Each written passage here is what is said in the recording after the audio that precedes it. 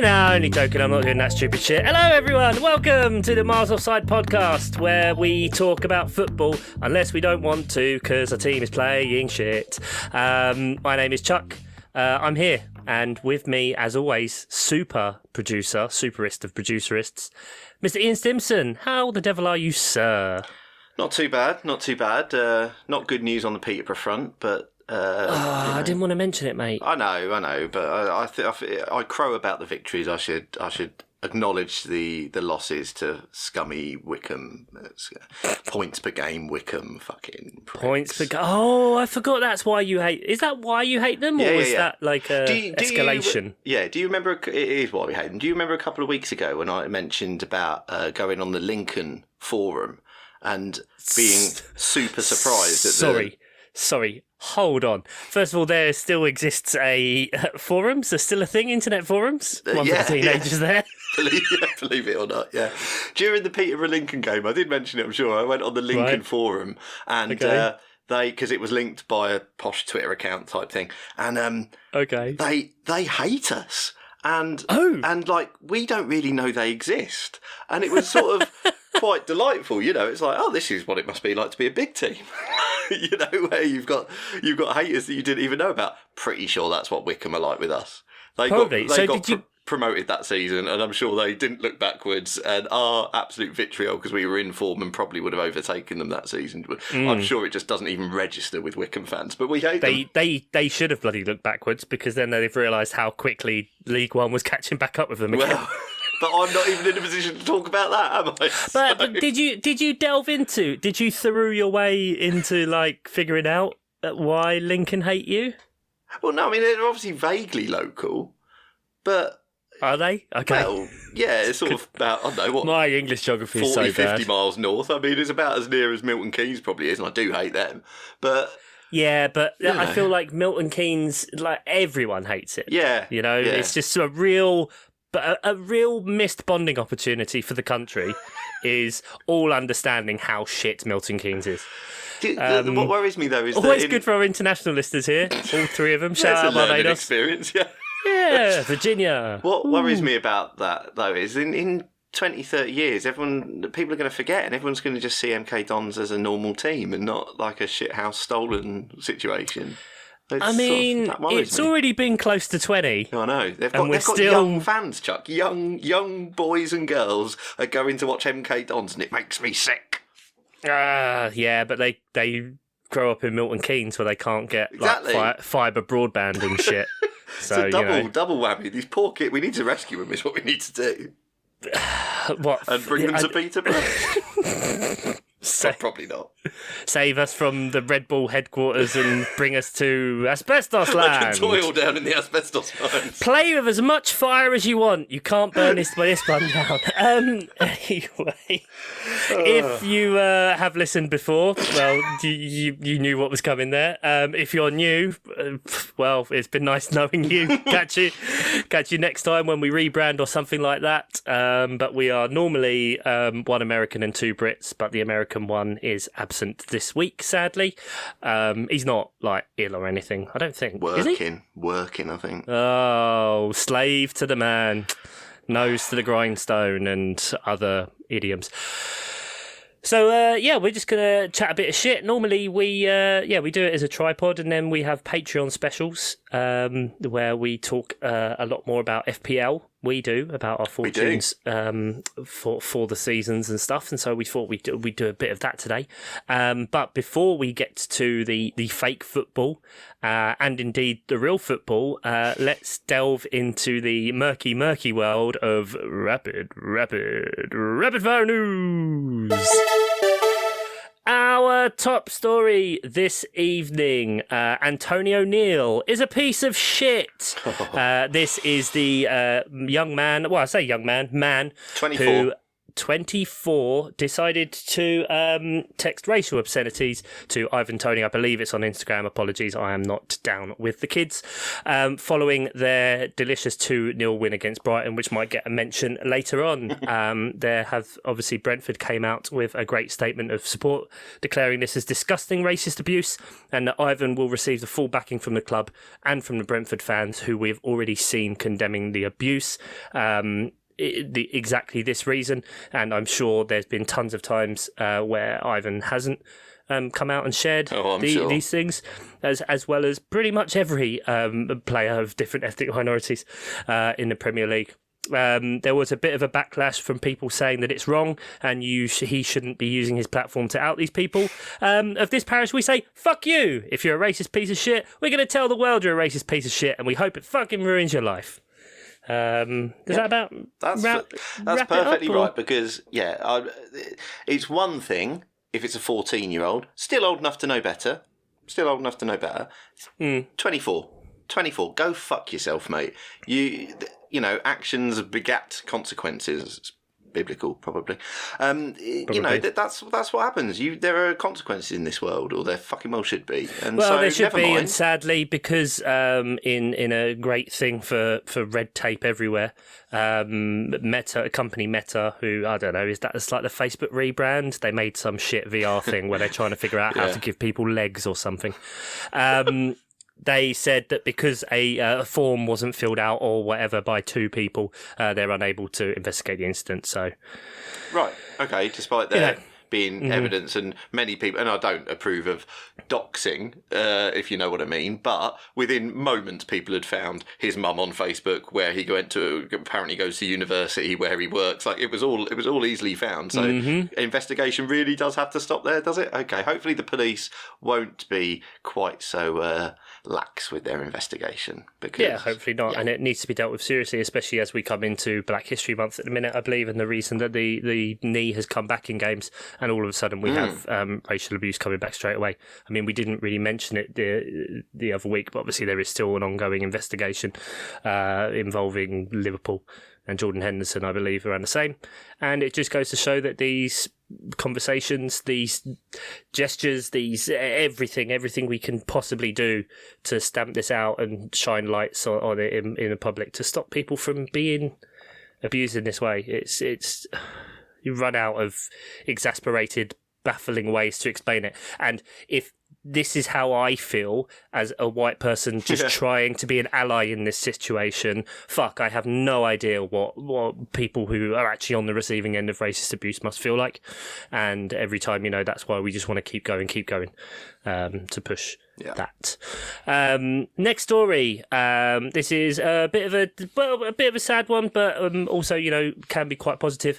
Chelsea women's manager Emma Hayes has taken some time away from football following recovery for a surgery on a hysterectomy. Deal with an ongoing battle with endometriosis. Both of the teams at their match at the weekend, the Chelsea match against Brighton. Sorry, not Brighton. What am I talking about? That's next week. Chelsea match against Everton were wearing short shirts with "Get Well Soon" Emma on the back. She hasn't been around, but she was still on the phone the whole time to the assistant coach on the sidelines while she's meant to be recovering.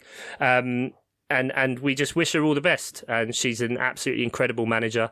Some of you may have heard her as a pundit on various tournaments. I think it was on the Euros. She was on there a bit, and I wish we could get her on there more, or get her involved in the game in a more public way by boosting the women's game even more. And so we just kind of hope she gets better soon in a condition that I think for a lot of men may not understand what endometriosis is, and I'm not going to share that necessarily here, but I definitely look it up and see that this is a serious condition that is very real for women and can have very, very bad consequences. So we hope she is well. And then I also want to use this opportunity to say this weekend, watch one of the Women's Super League games. because it's bloody great. You've got Tottenham versus Man City on Saturday at 11:30 this Saturday, Aston Villa Everton on Saturday as well, and then on Sunday Liverpool Arsenal, Leicester Man United, West Ham Reading, and Brighton against Chelsea. Bloody great. At least in the UK, they are all available on TV. Be that on BBC, Sky put them on the Sky Showcase channel. You can get them on the FA Player website. Potentially that might be international, but I'm pretty sure you might get it everywhere.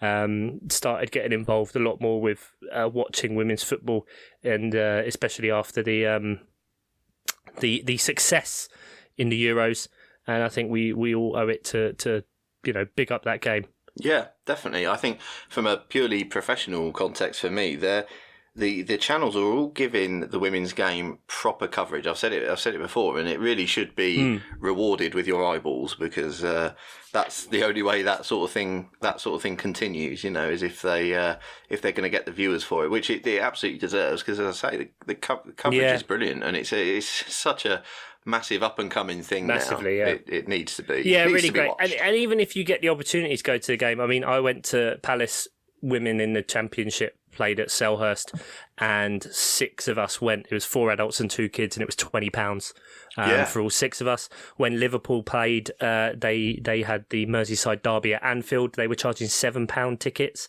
Arsenal were charging like £5 to £10. Chelsea is quite cheap. That's in they play in Kingston, and I'm sure the other clubs as well. It's all very, very affordable. So get down and get to the game. It's a good shout, because apart really from anything else, if quality. money is tight and you need to give the family a few hours entertainment, it's definitely just forget anything else. That's a decent few hours entertainment for not much money. I mean, yeah, definitely. Yeah, I agree. Especially when we, at the moment, it's so expensive to try and afford to go to get in the men's games. Yeah. Like even with away matches being £30, like you look at train travel and all that kind of stuff, and you're talking about hundreds. If I was to go to like Newcastle away, for example, for Palace, my train journey would be like £170, £180. Yeah, it's unsustainable, unaffordable in these times. It really is. So yeah. Yeah, and so if they're doing things like, very often kids go free, adults or people over 60, 65, that kind of thing, for like discounted, it can be a really, really great day out. And it's a nicer atmosphere, it's a high quality of football, and just really, really enjoyable. So get behind it, you bastards. And then our last story, Mason Greenwood is a piece of shit who is currently in custody now for 5 weeks after violating terms of his bail. Don't need to talk about it anymore. People were calling for him to come back. Go look it up, see what happened. He's a piece of shit. Yeah, I mean, let's not forget what he's charged with. But the judge said something about flagrant disregard for his bail conditions. So it's just absolute lack of respect for the process, let alone like what he is alleged to have done, which is horrendous. So, everything on every level. Yeah, exactly. So that prick's in prison for at least, I think, 5 weeks, isn't it? Until the hearing. Yeah, exactly. So, that should never have played from the moment the accusations were levied, which Absolutely is why we don't cover certain teams. Yes, indeed. Now, that's a bit of a, it's a very serious issue to end on. And so I thought maybe we'll lighten it up a little bit. And I forgot this happened. But they've announced a drama for Wagatha Christie, haven't they? Oh my word, they have. And I haven't put this in my running order and didn't speak to you about it before, but I'm sure you're across this with Michael Sheen playing David Sherborne, Collins. Michael Sheen. They got Michael Sheen. It's so good because David Sherborne was a big character in the trial. He was Collins' main lawyer, and because Rebecca Vardy spent so long on the stand, he got a lot of air time, court time, I don't know what they call it. Court time? Hang time? Hang time. Hello, jumping. But, and he was quite the character, it has to be said, because he didn't... Evidently, if Michael fucking Sheen has been cast... Yeah, my guy. Absolutely, yeah. I wonder if he's gonna. Well, that's the problem. It wasn't televised, so he can't do what he sometimes does with his genuine, real character roles, where he can study video or whatever. Maybe he'll spend 3 weeks with David Sherborne at his next trial, something like that. But That's some good stuff. I mean, what with that and the Disney Plus documentary we've got coming up, I mean, there's a whole universe being created here to rival, let's say it, Star Wars. Yeah, the Wang of the multiverse. That is where we're at. So that's Channel 4 at the end of the year. Yes. We will, trust me, we will update you. Shall I quit with ITV so as I can go work on it and try and pitch myself? I think it probably should. I mean, let's take it off air.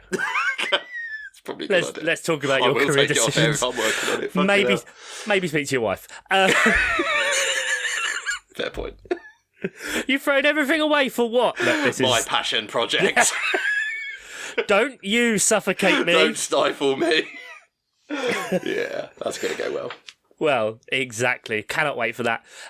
Speaking of cannot wait for that, let's get into the fixtures, or at least, the big fixture of the week. Wolves, no, I'm just kidding. Liverpool 1, Manchester City 0.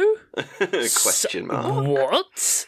With an XG of 2 to 1. No one listened to last week said they were going to get absolutely annihilated, as well as I think everyone did. I was going to say, you weren't the only one, including bookies, let's be honest. Wow, out of nowhere. How did they do it? How did they do it? They've been so bad recently, apart from, when they play Scottish teams or Bournemouth. Yeah, exactly, yeah. Well, I think playing the Scottish team, I'm doing it like it's Macbeth for some reason. Don't say Macbeth. Oh, shit. He said it. The Scottish team. Rangers. We like Rangers. Fine, yeah, good. So that seemed to give them some impetus. But, I mean, a lot of people, I think, again, us included on our Patreon Slack, were sort of like, it's only Rangers, though, isn't it? So, there is a difference in quality. Yeah. But, I mean... A little 6-minute hat-trick doesn't hurt anyone's confidence, though, does it? Let's face it. No. I mean, 5:38 before the game had Liverpool at 34% to win, with City at 45. Okay. So, a lot tighter than maybe we thought. And I guess Pep was always respecting them in the run-up, and Klopp did his, pre-game things about going, we can never keep up with these people and not spending money, and then, no one show him. £85 million on No Nunez. one show him Darwin Nunez, okay? And 70 million on VVD. Yeah, the world's most expensive central defender at the time, the world's most expensive goalkeeper at the time, Darwin Nunez. Yeah. But, I mean, I don't even really know what to say. I was listening on the wireless, and it sounded absolutely crazy. End-to-end stuff, and just opportunities everywhere that perhaps, I don't know, do you think the XG doesn't necessarily tell the tale here? Maybe, because I think I don't know, though, because Man City were slightly wasteful in front of goal in that Haaland didn't score every one of his chances, which immediately and he hasn't scored in 2 games now. Yeah. And neither of City, in fact. So, Okay. So fraud. Immediately goes into the column of wasteful. Fraud. It's a weird one, because I've heard 2 podcasts today. One that said there was a lot of quality on show, and the other said that there was very little quality on show. And so it does seem like one of those games that has divided opinion. I think it was a game where possession was not kept very well by either team, because both teams love the press. And were harrying each other off the ball really well. It took a Route 1 goalkeeper to Salah punt to eventually break the deadlock. Which was, I enjoyed that personally as well, because that wasn't just a hopeful punt. Salah saw the gap, pointed where he wanted it, and Alisson did the job. Oh, it was fantastic. If you there are plenty of videos you can see of the whole thing, that De Bruyne, as he floats the ball in, and it probably gets to about half to 2/3 of the way down. Yeah. Salah's kind of already on his bike, and you can see Alisson's done this before, and that's actually his second assist of the season.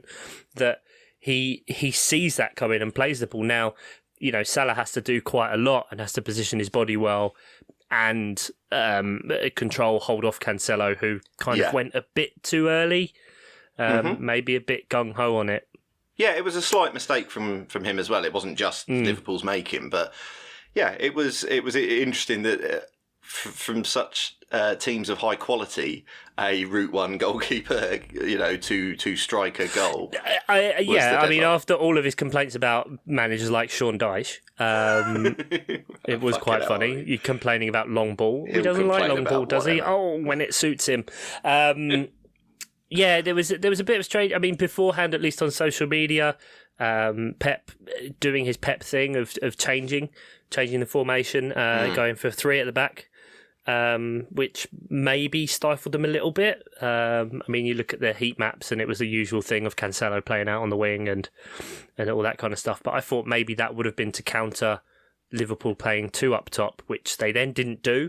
Yeah, they basically had Firmino sitting in as a 10. Yeah, he definitely did play as a 10, yeah. But coming back quite a lot and playing off that way. And so, interesting. It was weird. I thought it was strange. Man City didn't seem to, even though they were playing, 5-3 along the back and wing backs, as you say, they didn't really use the width as much as I thought they would. I mean, they do this a lot, don't they? They'll cut in and do it a different way, but I don't know. I maybe expected them to try and go around the centre of the park, go around Liverpool's midfield, because Liverpool seem to have the overload in midfield quite a lot, and a way round of that is to play close to the touchline, and it just didn't seem to happen. But yeah, I think Liverpool did the basics well. Van Dijk realised how to defend. Which he's struggled with lately. He definitely has been out of sorts, and he seemed to sort himself out. I thought Gomez played well as well. And Salah, is it, because this is interesting, because we obviously have a thriving Patreon community, and I love each and every one of them.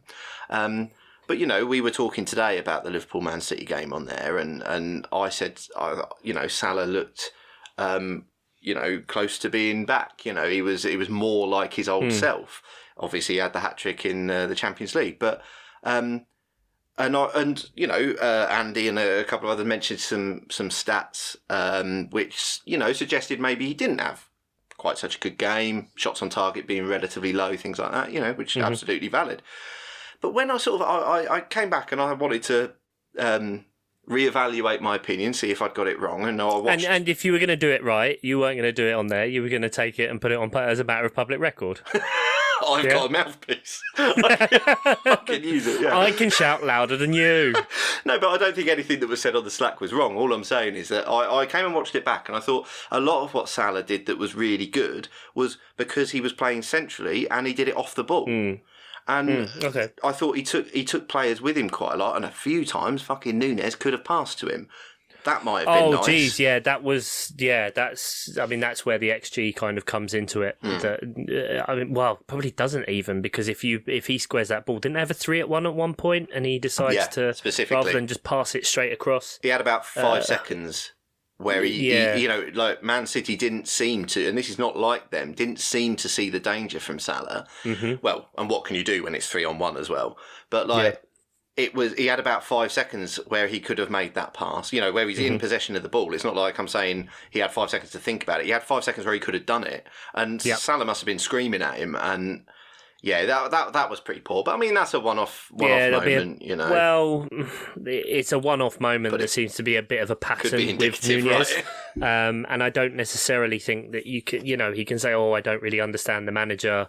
That's come out a bit. That was a bad quote. Again, would have happened under Sean Dyche. He'd have kept him back in GCSE English lessons until he worms falling out of his mouth, shouting to get his point across.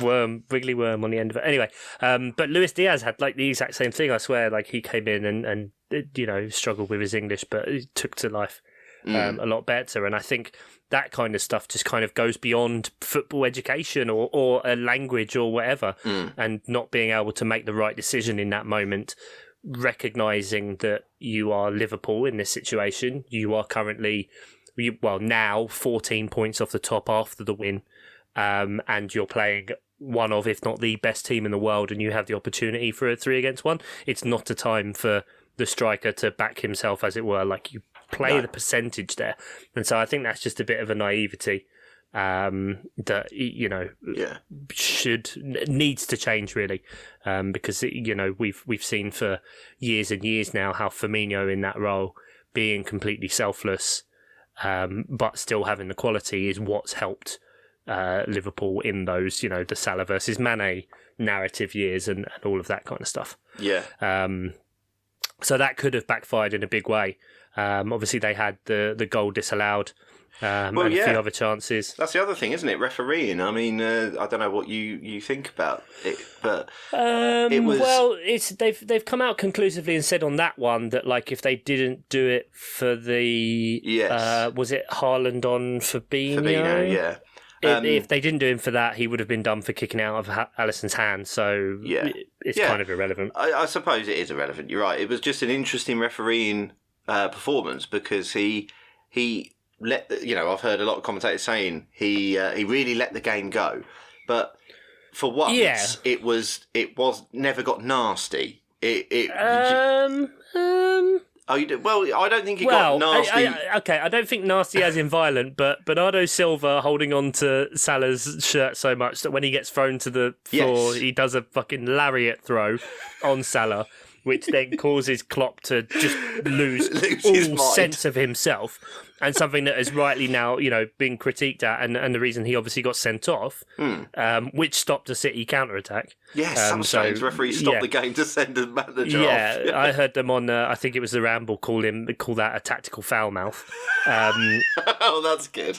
and that's kind of, bringing to rise a kind of pattern that we see in Klopp, that he does scream at people. He always apologises, and I think he is sincere in his apologies and what he is, but his behaviour and the way he is and that kind of stuff, it feeds everywhere, especially at a time when we can't get good referees, but we're just going to sit here and slag them off in our ivory tower, because that's how it works. Absolutely. Well, Pep did the same though. He said, what did he say after the game? He I've got the quote. So when the referee went to Jurgen Klopp and our assistant coaches before the game, he said, "Let's play on. I'm not going to whistle any fouls." I'm sure he didn't say that. I'm not going to whistle any fouls. But anyway, play on. Afterwards, we scored a goal, and it's not play on. This is Anfield. I thought, come on. What does that mean? It wasn't him. It wasn't him who disallowed the goal. Otherwise, VAR would have been required. It was VAR said you need to go and have a look at that. And as you say, there were 2 fouls and it weren't a goal. VAR looks at every goal. It looks at every goal. It doesn't make decision. It's not like, oh, you need to look at that. Every goal is assessed.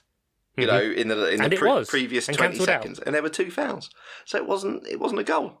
And it doesn't really matter how the game was refereed, which I quite liked. As I say, it didn't get nasty. It nearly got nasty with was it Thiago's 2 feet, but that was more of a slip. Oh Jesus, that one. It could have been nasty, but it did look like incredibly a genuine lucky slip. that Diaz jumped. Yes, because that's still dangerous. It is, if you're running that fast, that you can slip and 2 foot someone.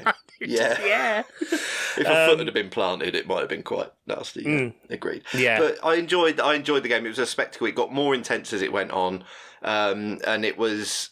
Yeah, I always think a good tally of a game and how exciting it is if I'm watching it in the room with Kelly, who has no interest at all. She looked up a few times, so it must have been quite a good game.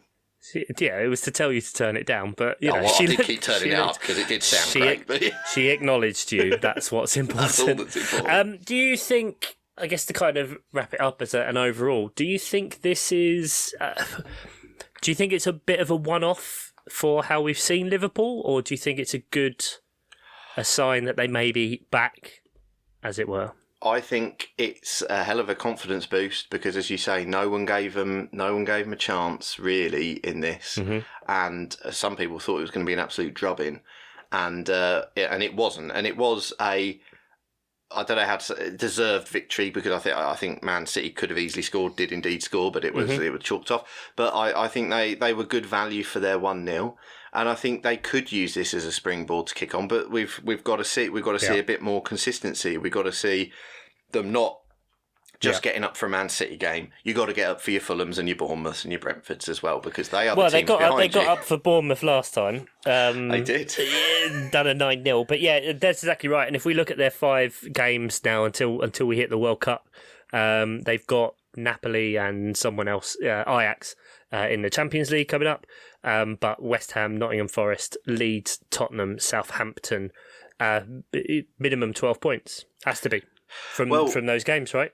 I think if they're going to stay in any sort of hunt, because obviously Jurgen said before the game the title's off, but now they are 10 points away from Man City, who are still, it seems, the benchmark, even though there's another team at the top of the table, but 10 points away from Man City with a game in hand. They win that, they're 7 points, and it did not take 3/4 of a season to make back 7 points. In the previous season, and people were all, Jurgen himself, although that could be expectation management, saying the title race is over. You just need to calm down on these things. Well, you don't lose that argument, do you? You either don't win the title or you come bloody close and it looks better, That's very true, yeah. But if we're going to go by the numbers, at the minute, 538 has City as 63% to win the league. And Liverpool is up from the 5% that we joked about last time, up to 9% now.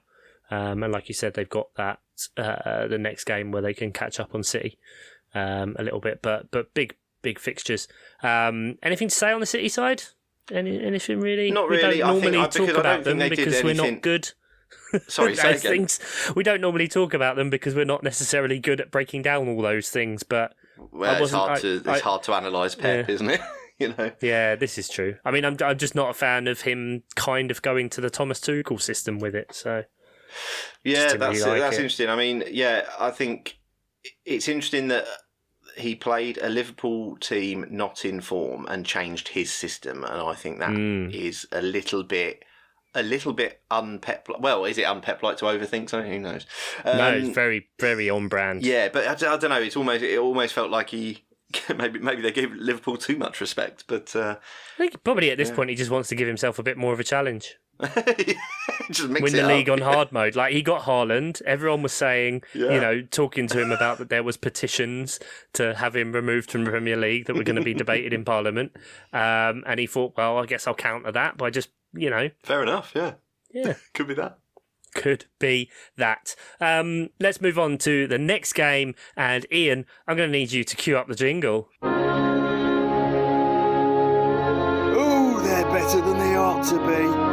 Burnley of the week. That is right. We have Aston Villa 0, Chelsea Football Club 2. Is that who a got it, 1.7 XG for Aston Villa to Chelsea's 1.0. Such a shame he's not here. Aston Villa with about 1 million shots in this game, I think, if you break it down. And apparently Kepa's back, guys. Who knew? Yeah. Kept them in this game.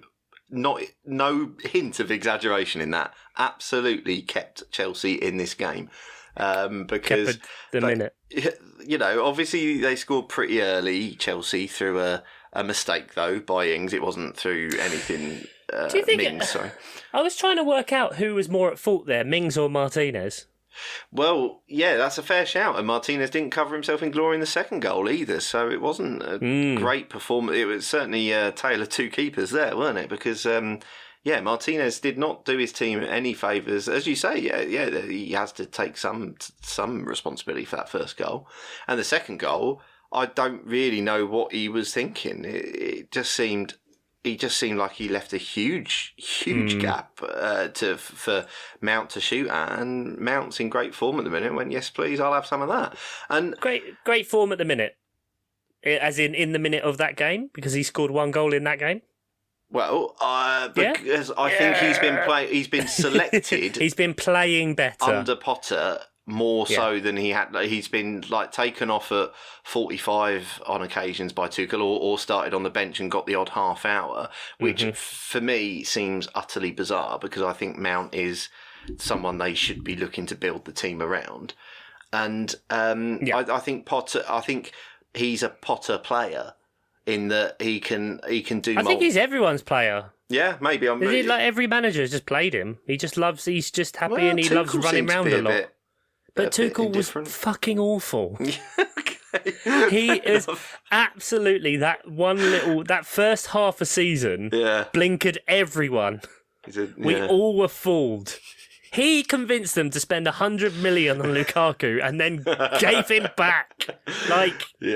That man was Jesus Christ, is horrific. Yeah. He'll probably end up at PSG or something again. I don't know. No doubt. Oscar gives a running commentary on our Slack that they've won loads of games under Potter or something.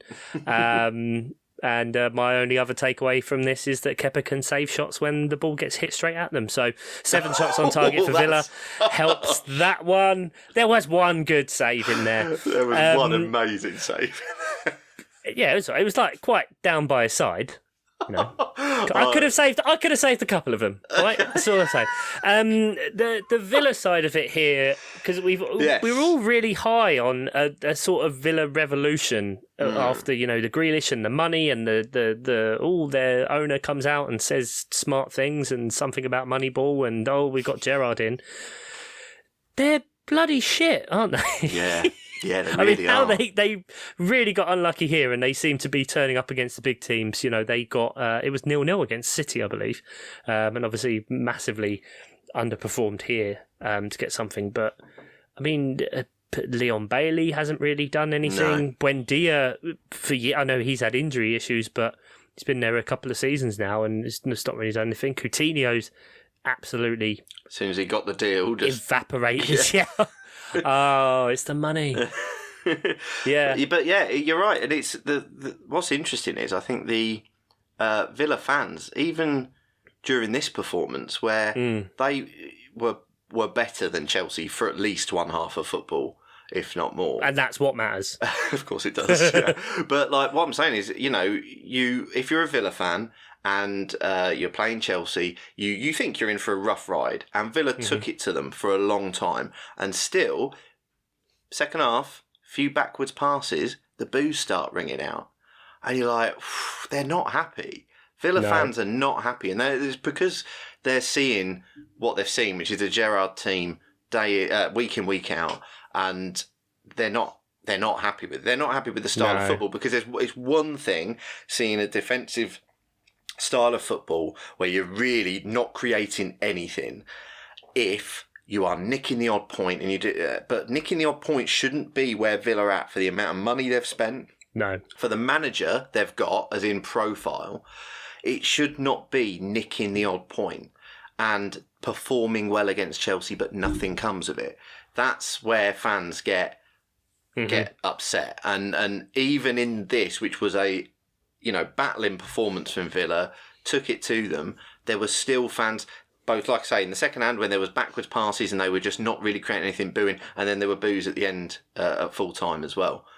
Yeah. Not by everyone. I'm not saying that all Villa fans were doing it, but, And if you're booing this performance specifically, which is a 2-0 loss to Chelsea, and you're getting boos everywhere, it's not indicative of that one result. It's the whole thing, I think, because I don't think a Villa fan in their right mind could, before the game, be like, "Oh, we're going to win this." You know what I mean? Like, and with like properly sticking their neck out and saying definitely we'll win it. And so it kind of shows there was the signings haven't been great. He digs them out in the media quite a bit, tells them that they're not at a certain level. There was the weird situation where he took the captaincy off Tyrone Mings and gave it to John McGinn, and then wasn't necessarily playing John McGinn, and he wasn't performing well, and just a bit weird, which has then raised the Aston Villa board coming out and saying they have no intention of sacking him. Links in the press today where they're going to try and go for Mauricio Pochettino, however well that goes. But I thought that's a good opportunity. We won't have a quiz this week, but a quick little Ian game. Ooh, right. So, I mean, I'm not going to call it a bluffer because we're going to see if you can name them all. But can you name the top 5 current Premier League managers that are most likely to get the sack next, according to the bookies? Oh, okay. So I've got the top 5 that are most likely to go next. Right. So see, how many do you think you can name? Well, just name them. I'll try. I'll just try and name them. Do I? I don't have to get them in order, do I? I can just. Oh no, I'm not Oscar. Come on now. Okay. You don't also have to get the exact odds and which website. Good. Okay, fine. Well, Brendan Rodgers got to be in the bottom or top 5, whichever way you look at it. But yeah, he's actually at the minute 3rd. 3rd, okay. Yeah, a point against Palace. We'll do that to you. Right. Hasenhüttl must be there. Hasenhüttl, he's 2nd. So Rogers second. 9-4. I went by the shortest odds I could find. Yeah. Rogers 9-4. Hassan Hootel 7-4. Okay.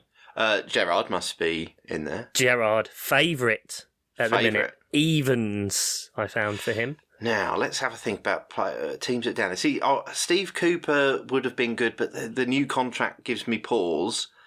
Does anything give you resume? Wolves have got a competition winner as their manager. Yeah. Can you, I mean, not necessarily this gives away an answer. Can you sack a manager who isn't the manager? I don't think he can be next sacked. He didn't actually appear on the odds. Okay, yeah. Well, I don't know. I mean, is he... Also, yeah, he's had a lovely time. Is he caretaker or is he interiming? There are differences. He won a giant wolf at the fun fair. Okay. I'm gonna say... I'm gonna say Frank Lampard. Boo! No, actually, Should I have Lampard. gone Cooper?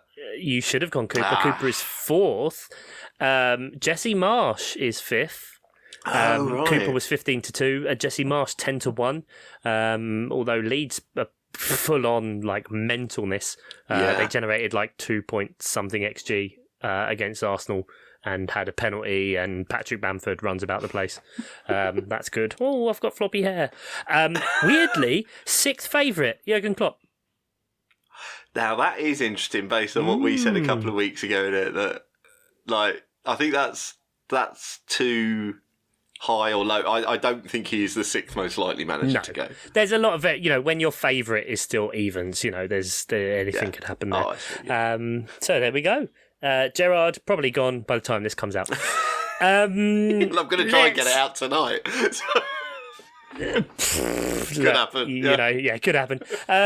There's just one more game that I'll talk about because, patron Mark Daffin doesn't hate himself enough. Wolves 1, Nottingham Forest 0. Sorry, rudderless. I am contractually obliged. Rudderless Wolves 1, Nottingham Forest 0. 1.2 to 1.2 on the XG. A penalty apiece. What are they? What? How? Why?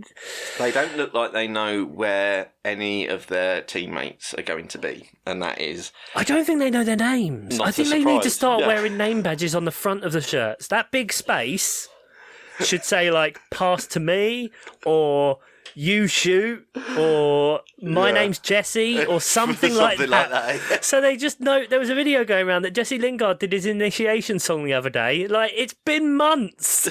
It's been months. Holy shit! They're going to have a karaoke backlog. It's ridiculous. And Jeez. It's not looking good. But they still have Cooper, and he got a new deal, and everyone else got sacked. And I don't know. It feels very threatening to me, doesn't it? Yeah. You know what I mean? Like, I'm going to tie you up in this new contract. Yeah. And everyone else around you, I'm going to show you what's going to happen to you. I don't know. There's some sort of kid psychology thing going on. Well, the owner's really sinister, and is the owner of Olympiacos, and there's many, many things you can read about online. He's terrifying. They're 75% for relegation. It's been 9 games. 10 games, even. Yeah. 19th for expected goals allowed, only Fulham is worse. 15th for XG.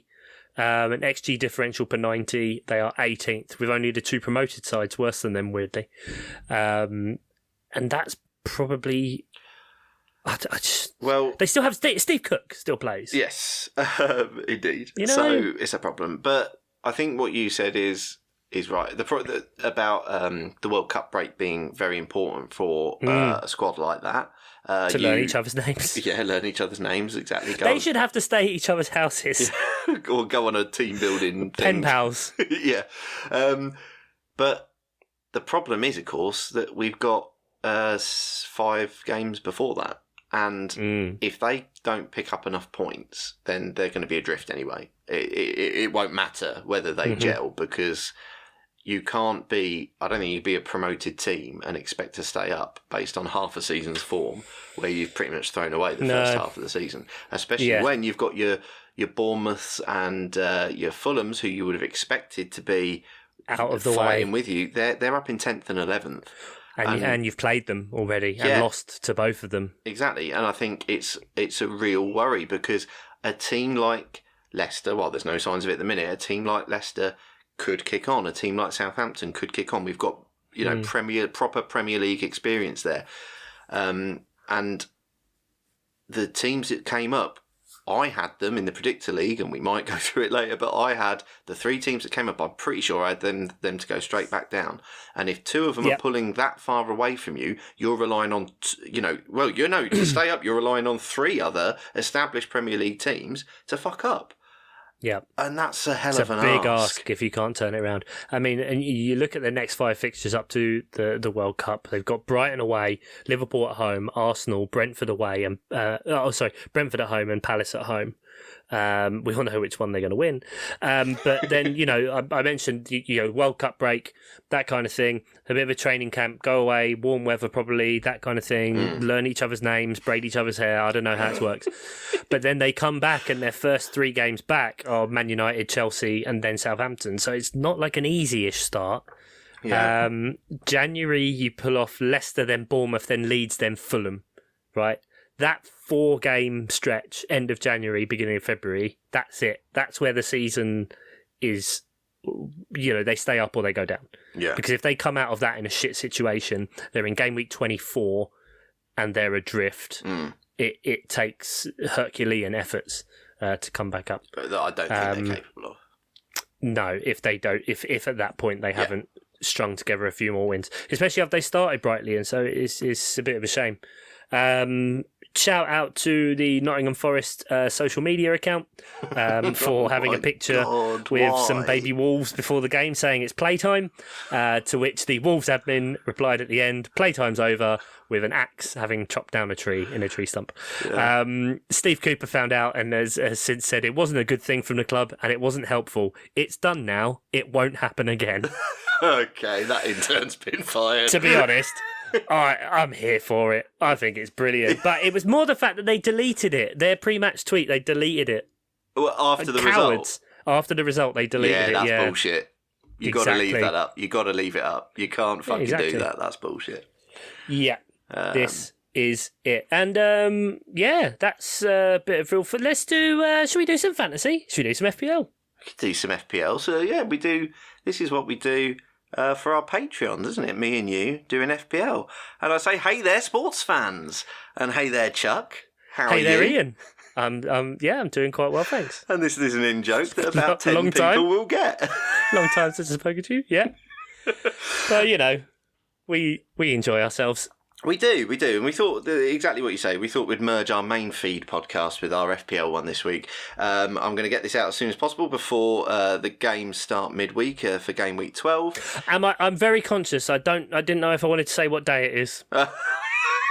Yeah, thank you. I do appreciate that. It almost doesn't matter so much in something like this where I'm going to really try and turn it round today. Fucking close. Yeah. I'm going to get it out as soon as possible. I promise you that. And then I'll do the podcast. And then you release the pod. Hey! Oh, this is what you get on the Patreon. A penis will be seen.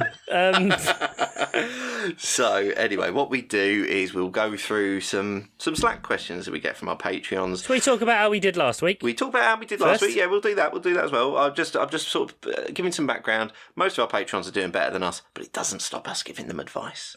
Yeah, that's what I'm saying. We're leeches. In a way. So, you want to talk about how we did last week in FPL? Okay. Well, we both were like unthreatening levels of points. Unthreatening. I see you beat me in. I'd be laying on my side. Yeah. Yeah, I done a 51-point week. Yeah. Not great considering I had. Let me just count them. 20 points on my bench. I had Ward. I had Andreas Pereira. I had Mark Gay. All on my bench. Williams was there as well, but Can I soothe your pain a little bit? I also had 20 points on my bench. Oh, that's nice. Yeah, exactly. Oh, it doesn't make me happy. No. But, it's where we are. I thought I was doing quite well because Ivan Toney with his lovely double. Should we do just another how good he is at penalties? He's very good at penalties. So he scored all 20 that he's taken for Brentford. Sky Sports brilliantly put up a graphic. I can't remember whether it was 28 or 29. Put up a graphic of penalties taken since October 2019. and penalty scored, which was all of them. I was like, a few of them are for Peterborough. That's nice.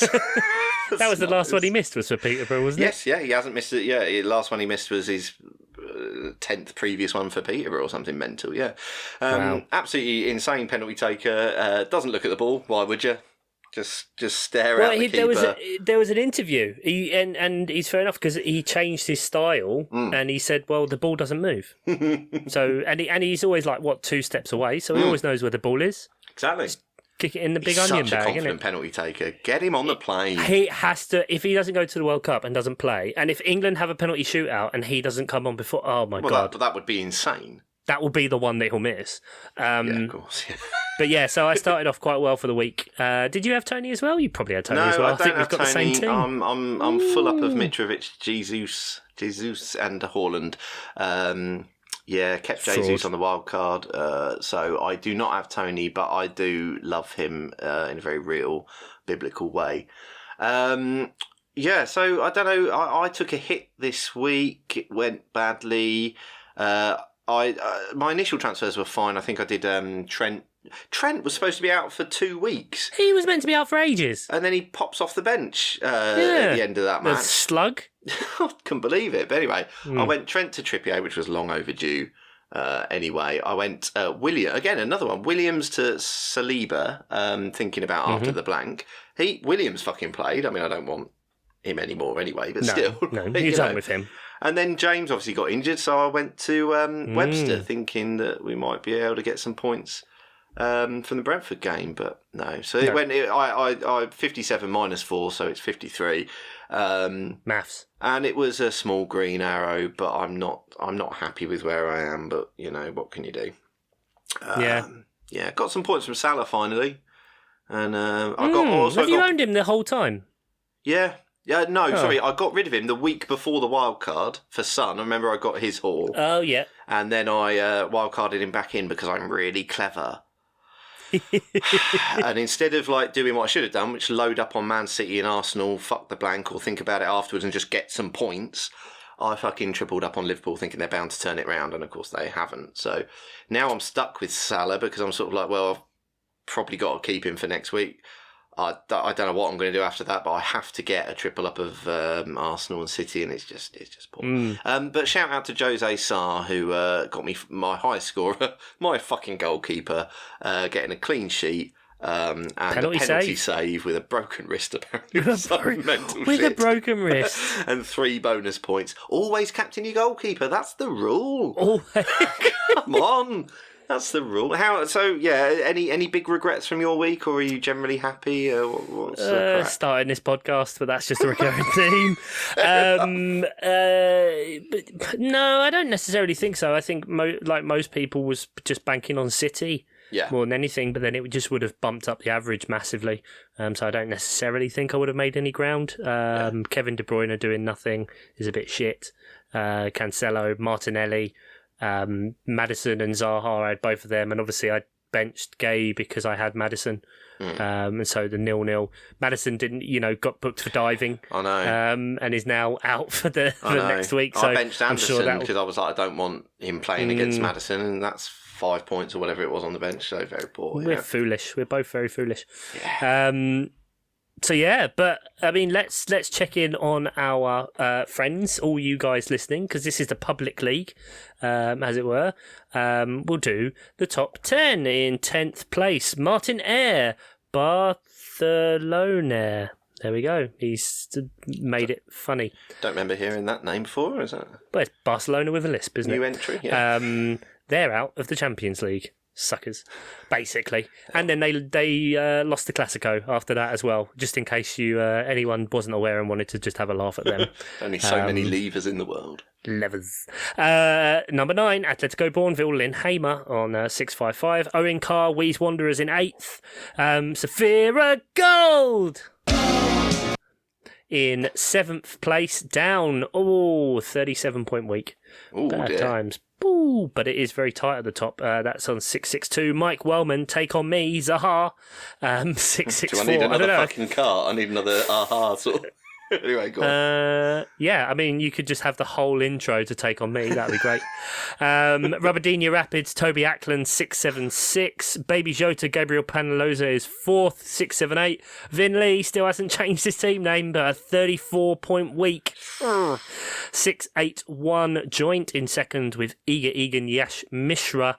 681, and top of the table, Sam Danby, but only by 8 points now. Sam, it's happened again. It's happened again. 689 of 45-point week. Captain Haaland. He did have Harry Kane, Trippier, Robertson. Ooh, interesting. Had Robertson and Captain Haaland. Robertson was another one who had about 5 seconds to think about what to do and decided to spunk it right into row Z when he had a great chance at a shot. Exactly. I mean, looking down through the rest of our teams, is there anyone else that had a particularly good game week?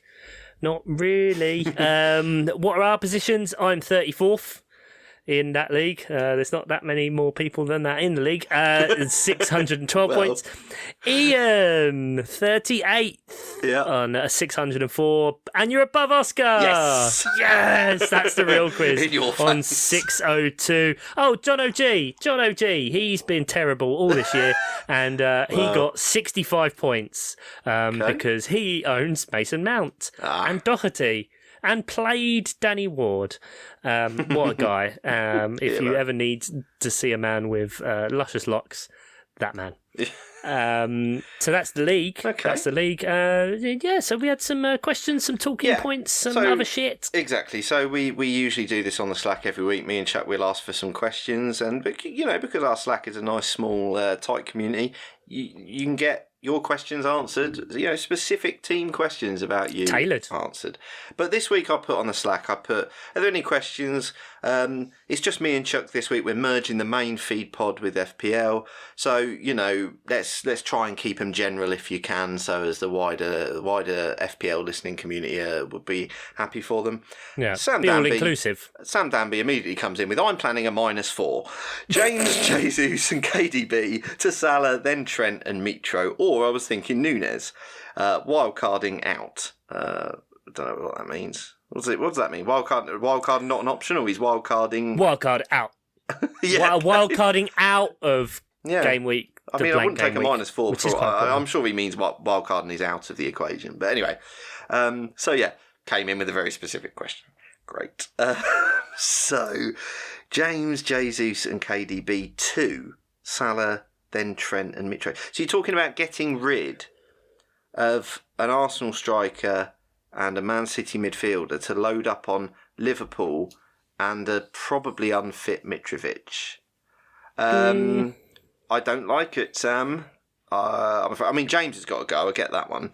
And James to Trent wouldn't be a bad move, I don't think. It depends whether Trent's immediately ready to play again. But as a -4, I don't even think Mitro's going to start. I don't know if you saw any of Fulham Bournemouth, which was actually quite a good game. No. Mitro was... I was at Alton Towers. I was riding roller coasters. Nice, living your best life. That's just what I do on weekends now. It seems to be. Keep me away. Well, Mitro, he looked off the pace. He really did. He only got the goal because it was a penalty. He did not look fully fit. That was a team thinking they had to play him. Right, okay. And I don't think he'll start midweek. I could be wrong, but I wouldn't have said they'll start him. Against Villa? Yeah, but that's exactly why, though. But I think they'll take the opportunity to go, we could get away with giving Mitro a rest. Oh, right, okay. To be honest. Disrespect. Maybe that's the wrong thinking. But I think I would row back on that, Sam, and just minimise what you're thinking of doing. Yeah. I suppose he's thinking of Jesus and KDB out because he wants to load up on players for the blank. I'd be careful though, unless you're going to be absolutely screwed. I mean, how many players can He's fielding... got 5 out. He's got 5 out. He's got 5 City and Arsenal players. So plus he's got James. So he's got 6 players out. Right. Okay, that is quite. So he's only playing 8. Yeah, that is quite a lot. Yeah. Okay. Yeah, I can see maybe mix it up a bit, because if you're getting Trent, I don't know whether you also want Salah, and I just would steer clear of Mitro in. I own him and I'm happy to keep him, but I wouldn't be buying him before this game, because I just don't think he'll play. Feels a bit strange. So, where do you land on the? I mean, you own Salah, you're keeping and that kind of stuff. Would you be targeting? Would you be happy to get him in? It's kind of where I'm at the minute. I don't think because like most people, I have four City and Arsenal players, and they're blank. It's just how to replace. I don't think I'd buy him just as a sort of a blank shield, if you like, just to get another player in. I think you could do better. I think you probably do better with your money. I own him, so I'm going to keep him, and I'll probably captain him as well, because that's how fucking, you know me, I'm an old-fashioned player, and it'll take a player having a West Ham terrible were season. Unlucky. West Ham drew against Southampton, and there's two incidents that of terrible refereeing. Bowen basically, the referee stood in his way, and then that was allowed to be a goal, and Souček got wrestled to the floor by some Southampton player. So West Ham have been unlucky a lot of the season, I think, to be honest, with refereeing calls and just very, chances that could have gone their way, just not falling right. But so specifically, just to go back to Sam, I would say use your free transfers, not a -4, just to keep it on the straight and narrow. You'll get a lot of teams, especially a lot of teams that aren't fully engaged, fielding below 11 players this week. Wasn't Foden one of the most transferred in players? Pretty much all the City players and Arsenal players rose before this week that's just gone. So some people are either willing to take the blank or aren't paying enough attention. So I just wouldn't maybe be spending points just to get a team out when you're probably going to want Arsenal and City players back in anyway. I'm looking for the triple up by game week 13. I'm going to take a hit after game week 12 to get the triple up on both Arsenal and Man City. That's been my plan for a while. It might even have to be a -8 now because of the Maddison thing, because I was going to roll the transfer this week and I can't. Yeah. So at the minute, it's looking like a -8, but I just desperately want... I'm not doing as well as I would like this season, so I just desperately want players in the first and second team. I just want to try and keep it simple, and if that means an 8-point hit, I might have to do it. But that's after the blank for me. Yeah. See, I'm weighing up whether... Because I'm obviously not picking a Brighton player. Of course. For game week 12. Yeah. But I am thinking of Salah now for De Bruyne, because then I can specifically target Nottingham Forest in all of the last 4 games before we go. Because Forest have Liverpool, Arsenal, Brentford, Palace. Right. Okay. So, well, as a plan, it's hard to argue with. Right. Tom Townley. He is my favourite. He's just got a fish tank. has he? He doesn't talk about it on the Slack. He's just DM'd me. He's one of these, there's shy Tories. The old secret shy Tories. He's a shy aquarist. Oh. Is that what you're called? Aquarists? I don't know. I haven't been to a meeting for a while. Perverts? Perverts. Fish perverts. Tom has asked about captain picks. Obviously, there's no City. Haaland has taken... captain picks. Who is Pickford? Do not captain him. He does fouls. Best options, because there's no City. So obviously we have been captaining Haaland as a matter of course.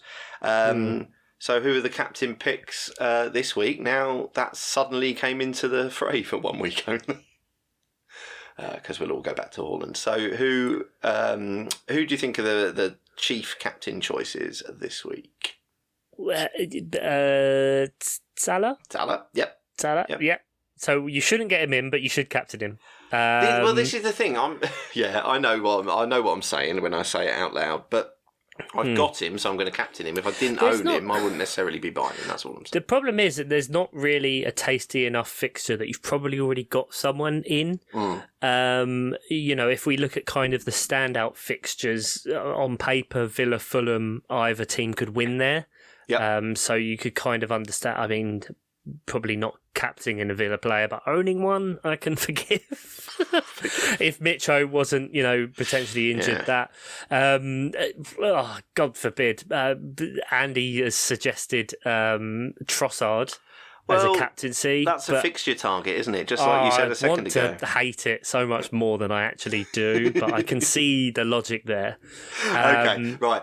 let me just let you in. Chuck would never ever do that on the FPL feed. I don't own one. I've never owned but what I'm saying a is you would single never Brighton be... player ever. And every time anyone buys one, they do it.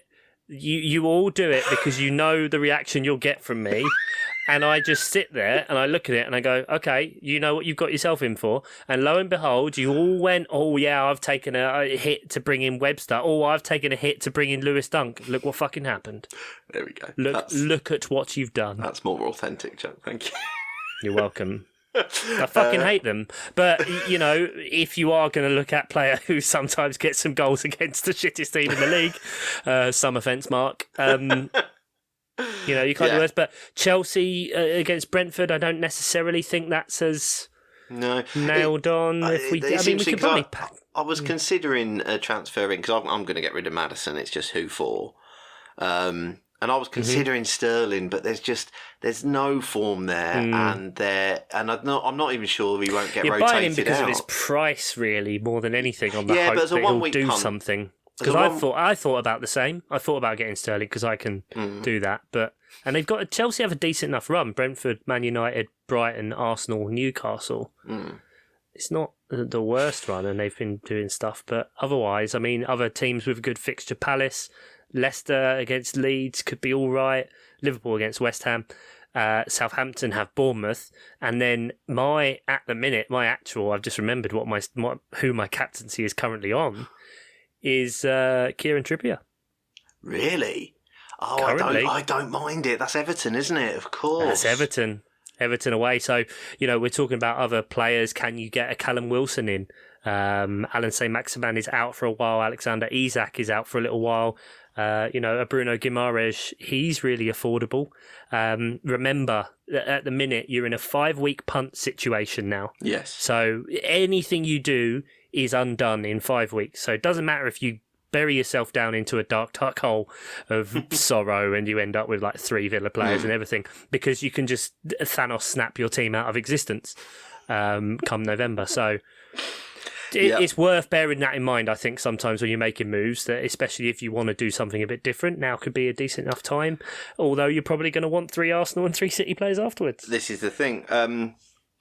It's nice because I just read back actually the FPL Slack where you mentioned actually Trippier. I missed this, but you mentioned about your Trippier captain thing, and this is the sort of healthy FPL discourse you get on our Slack. But Jeff said, Chuck, I don't mind the Trippier captain shout. He basically shits points. He shits points. His last 4 games have been what, 8-8-6-6 or something like that. 2 clean sheets, a couple of assists. Really good. I enjoyed that as a term. He is a production line of point shitters. His returns for the season: 7-7-6-2-0-8-5-7-7-6. It's taken me so long to own him. Most transferred in defender for 4 game weeks in a row, I believe I saw. Yeah, biggest. I think he's probably the biggest riser in the game now, at like 0.7 above his original price. Holy shit! Crazy. Wow, I only just noticed that. Yeah. Thanks, Ian. Yeah. I'll be one of those latecomers who got him at about 5.6 or some bullshit like that. So there's not a lot of unbelievable captaincy options, but why not get a little any bit love weird for Kane? Who've Spurs got? Because as a person, I'm okay with him. Spurs have Man United, and so my debate at the minute for my moves, not to necessarily jump ahead a bit, is because I've got 4 of the City and Arsenal. Is the person that I'm going to lose the least money on transferring out and in again is Kevin De Bruyne. So I can literally get anyone. At the minute, because I've also got money in the bank, but I do have a Maddison, so it's kind of a 2 midfield situation. That's why I'm thinking of Salah or Son. Okay. But weirdly, I mean, there's been some stuff that Conte's come out and said that even though Richarlison's now out for a while, Kulusevski's not back, he's not ruled out playing even Perisic in the front 3. Really? I did not hear that. He said in the press conference apparently that he could play there. So, you know, weird captaincy. Who knows? Wow, So yeah, I don't hate it. Yeah, especially against Man United, that could be very interesting. I mean, mixed fixtures coming up: Newcastle at home, Bournemouth, Liverpool, Leeds. Right, it's quite a tough one, and they don't necessarily play the most attacking football at the minute. But who knows when you've got but an I up there did hear clash. they're on like their best league start in some crazy amount of years, and still we've been, because I've been You've heard that from Arsenal fans, haven't you? That's Well, where I've heard all of that. Yeah. Oh, it's Spurs' best start ever. And then, But what I'm saying is we've been third. talking about them like they've not even got out of third gear, and if sort of quietly, slyly they're picking up points, then if they do kick on, I mean, like you say, injuries aren't great at the minute, especially in this sort of run up to the World Cup, because October's quite busy, or the remainder of October, really busy, and a bit of November's quite busy. So yeah, it'll be interesting. But like, I it made me realise I might have been a bit down on Spurs. And playing Man United. Speaking of Man United, you must not be named, getting subbed at 70 minutes, having had one shot on target, and like laughing and shaking his head at the manager subbing him off. He's becoming a fucking cartoon, that man. That is a ridiculous when wasn't thing. he? Well, but, yeah, but that is a ridiculous thing to do. That game was madness, though. There should have been about 3 penalties in that game. Ref was seriously on one. I don't get it. Yeah, it was. So yeah, and let's get to the last two questions from the Slack then. Mark. So Daffin. who are we captaining? Did we answer a question? No, there? he just asked for captain picks, Top and we gave some insight. captain picks. This is what we do. Trippier, you fucking cowards. Who's with me? Triple Trippier. Why not? Kieran Trippier. He shits points. He shits points. Mark Daffin, That's who the is episode having title. his. Don't think. I might have to asterisk out for the apples of the world to promote the podcast. They don't fucking cowards. it. They don't do anything. Mark. We Daffin, don't either. No, but... we don't. I've given up. Mark Daffin is having a bad season. And by that I mean he's 10 game weeks in and started taking hits. So that was. He's on 16 this week. Jesus, is he? I think it was either 12 or 16. Well, he's asked, is it possible to delete your team but still keep your account, start it all over again next year? No. But what you can do you is can just give me your email password and your team password, and I'll change them. And well, yeah, there is that. Yeah, but that's just ignoring your team and then making sure that you finish. 10 millionth in the world or whatever. I wonder if his existing points would keep him above 10 million at the end of the game. Try it out. Definitely, because people do it every week, don't they? They join every week. You're always the top scoring team of the week is always that they've only been in that. Weird people. Fucking. And Johnny OG, has the dawn of the non-Haaland owners finally arrived? Johnny OG is never owned him. Yeah, he's never owned Haaland. Is that an ideological stance? Do you hate the Scandinavians? I dislike meat shields. I don't. That seems very niche. I don't know, but it's a remarkable stance to take. Yeah, I mean, I haven't owned Jesus once this season out of principle, but he hasn't been ultra successful. There's a 50-point difference. Yeah, exactly. He's highly owned, but he hasn't been Haaland successful. No. That's a hell of a stance. I think we could do an episode going into the psychology of why Johnny OG hates points. I guess, but like, could you do the difference between Haaland and Kane? Because Kane's been like horrifically consistent this season, but just in a no one really. Although it is very much becoming he's underrated, but everyone rates that he's underrated. So he's Harry Kane. He's fucking great at football. Yeah. His FPL scores have been 2, 8, 6, 10, 5, 9, 10, 6, 7, 9. Like any other year, everyone would be owning him. He's dropped. Fuck me. He started at 11.5 and has dropped to 11.4 for the season. On those That's numbers. his price. That's his price. His team selected by has gone from 2.28 million to 2.23 million. So, wow. We're all bad at this. Yeah. I'm thinking that's a lot of early players who started with Kane. And then, you're seeing that now. Like Reece James is still like 30% owned and stuff like that. Yeah, okay. So that wraps up the FPL questions. I guess we've got what we do in this week, but that just depends on how many Man City and Arsenal players you've got. I will probably go Maddison to Trossard. I'm probably going to captain Salah with Zaha as my vice. Okay. And but the annoying thing is I've got Mitrovic. I'm playing a 4-5-1 out of necessity. And Mitrovic will probably not play, I think, so I'm probably going to only be fielding 10. And I'm going to be fielding Ward in goal as well, so that's like having a leg cut off. It's not actually, he's done he's had a couple of clean sheets, but, whatever. He's not a good goalkeeper. So, yeah, I'm not expecting a great deal. I'm playing Andreas Pereira and Reed in my midfield, and Mitchell. I've tripled up on Fulham somehow. Full of Fulham. But usually they're my bench fodder, but obviously this week necessity means that they're playing. It's like one of those films where some struggling player has got the call up, and I've put them on. And stay away from Trippier. He's shitting points all over the place. You don't want to slip on those. So what about yourself? How many players you filled in? What are we expecting? At the minute, I've got 9, but that's the Kevin De Bruyne and Maddison of it all. So it's just whichever two midfielders the wheel of mayhem lands on this evening, I think, really. Maybe Salah, maybe Son, maybe another person. Who did I have in there? I can't remember now. There's no real standout it just felt like I was wasting money. And I don't want to get stuck with anyone shit. But, I'll figure it out. Because, I want to get City and Arsenal straight back. And I've got 2 frees this week, so I won't be taking a points hit. But nice. That'll probably put you instantly above a lot of people. Like by not taking a hit before a ball is kicked, you'll be 200,000 places up or something ridiculous. Dream big, kids, and you too can achieve that level of 0. We forgot about our differentials, didn't we? What did we pick last week? I picked Lloris, so I did get a clean sheet.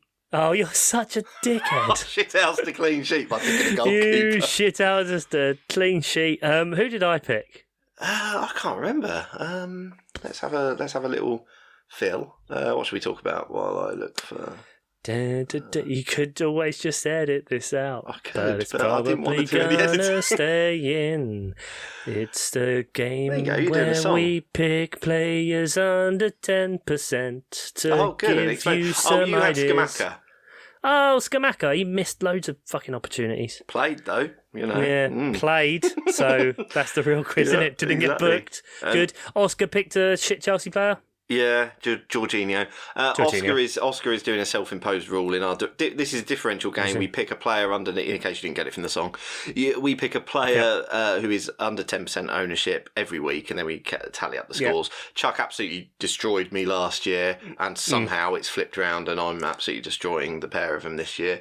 And Oscar, for some reason, only picks Chelsea players, which is utterly bizarre, and meaning he is on 21 points over 10 weeks. And you're on about 105 after 10 weeks? I've not counted Lloris because we've not totaled them up yet. I'm on 98 over 10 weeks, so I've averaged 9.8 points, and Oscar's averaged 2.1. Yeah. I'm somewhere in the middle. And you're somewhere in the middle, yeah. Who would you pick? You want to pick someone now? Oh, shall I pick someone the now? Piece? That's tricky. Let's have a think. I'll let you go first. Yeah, okay. I will pick... Oh, you'll like this. Will I? No. You'll hate it. I'll pick Welbeck.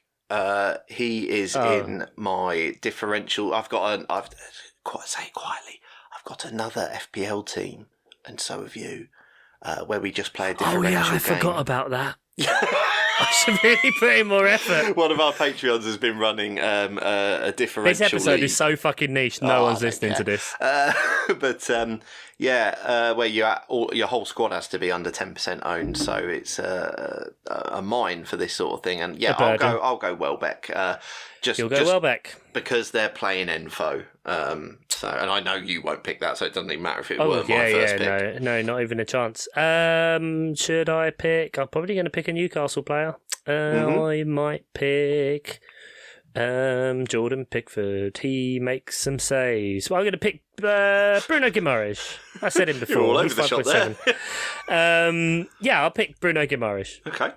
Why not? He's a great player. I love watching him play football. Seriously, I think... fucking annoyingly good. I hate him. Yeah, he's very, very good. Why is he in Newcastle? Yeah. Shout out could have been Callum Wilson, but not. So deadline. FPL deadline is 6 p.m. English time on Tuesday the 18th of October. Is that right, Ian? That's fine. We won't Yeah, that's fine to say that. Cool. Get your team in somehow. Good luck, Godspeed. And all the games are on Prime in the UK. Americans and other rest of world, you get all the games anyway. And then game week 13 comes thick and fast again after that, Saturday the 22nd of October. We start off the day, the early kickoff. The Nottingham Forest redemption arc begins as they play Liverpool, then Everton, Palace, Man City, Brighton in the 3 o'clocks with Chelsea, Man United at the 5:30 slot. Sunday, Aston Villa, Brentford, Leeds, Fulham, Southampton, Arsenal, Wolves, Leicester, Spurs, Newcastle. Then Monday night football, a West Ham against a Bournemouth. There'll be other football. There'll be more football. We all know the football never ends. Predictor League! Predictor League! League of predictions! Yeah! I completely forgot about that. Thanks, Ian. I finally did it and worked it out. All 23 of you, probably the only ones listening at this point, who gave in your predictions for where you thought the league standings would end up. First update. I'm excited. First update. Last place, Nate. Ooh. Nate. Then we have Sam, then Tom. We got 92, 90, 88. Adam P is on 86 with Gina at 86. Lynn and myself on 84. Chris, 82. Anand on 80. Oscar D on 80. John O.G. on 80. And it's golf rules. The lower the score, the better. We are going lower up the score, the the table. better. John O.G. Oh, I've done that. Rob and Andy and Toby and Jeff. All on 78 points. We're all really bad at this point. Then Michelle, Ian of Stimpson, Brandon of the Always Cheating Paris, and Mikey Wellman on 76. Another Chuck. What? Another Chuck B. It's not me. Chuck Booth, 74, with Papa Dalton on 74 in third place. Recurring character Nick in his first season. Nick. Congratulations, sir. Love it. 68 points. And somehow Oscar P, not that one, but that one, is on 66 points atop the league at the minute. Still a long, long way to go, and you know, very boring updates, so you won't get them that often. Ian, you did indeed put all of the promoted teams to be relegated. I thought so. So, you know, it's just easier that way, isn't it? That probably wasn't worth cutting the outro for, but yeah, here we are. Let's get the fuck out of here. We were going to do a quick episode, hour and 20 minutes later, but here we are. So, Oscar, we hope you get well soon. No, he's not. He's not ill. He's not ill. Say goodbye, Ian. Bye-bye. It's been a pleasure. Say goodbye, me. Bye-bye, everyone. Oh, I don't like it. It's really weird. And thanks to all our producer patrons who are probably the only ones listening: Nate, Mark, Sam, Jeff, Andy, and Tom. What a fucking shambles. You're not happy with that? Oh, that was great. I'm not editing, so I won't edit. I refuse. I won't be Bez.